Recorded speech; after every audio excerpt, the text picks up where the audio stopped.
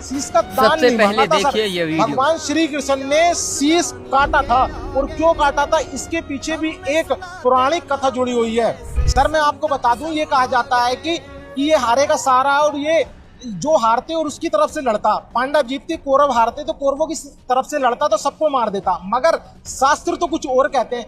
इसके मस्तक काटने के पीछे एक कथा है, जो पौराणिक कथा। आइए देखते हैं कि हमारे शास्त्र क्या कहते हैं। कि महाबली बर्बरी का वध किस कारण किया है वह मैं बतलाती हूँ। पूर्व काल की बात है कि मेरु पर्वत के शिखर पर जब देवता एकत्रित हुए थे, उसी समय बाहर से पीड़ित हुई ये पृथ्वी वहां गई और सब देवताओं से बोली कि आप लोग मेरा भार उतारो।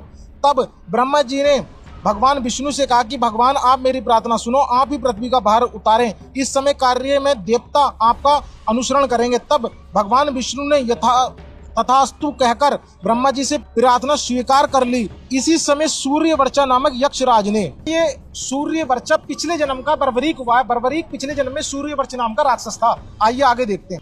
अपनी भुजा ऊपर उठाकर कहा कि आप लोग मेरे रहते हुए मनुष्य लोक में क्यों जन्म धारण करते हैं। मैं अकेला ही अवतार लेकर पृथ्वी का भार सब दैत्यों का संहार कर दूंगा।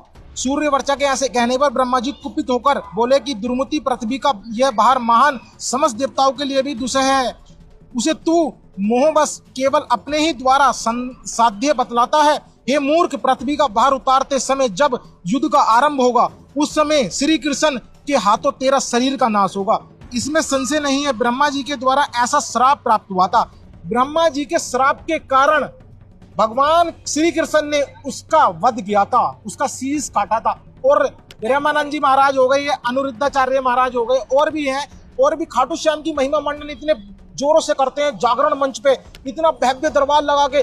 झूठी कथा, सिर्फ वेद शास्त्रों में जिस कथा का प्रमाण तक नहीं है, उस कथा को बड़े बड़े मंचों पे गाया जाता है और कहा जाता है कि हारे का सारा खाटू श्याम है और शीश का दान श्री कृष्ण ने मांगा था। आप यहाँ देख सकते हैं, श्री कृष्ण ने शीश का दान नहीं मांगा था भाई, श्री कृष्ण ने उसका शीश काटा था।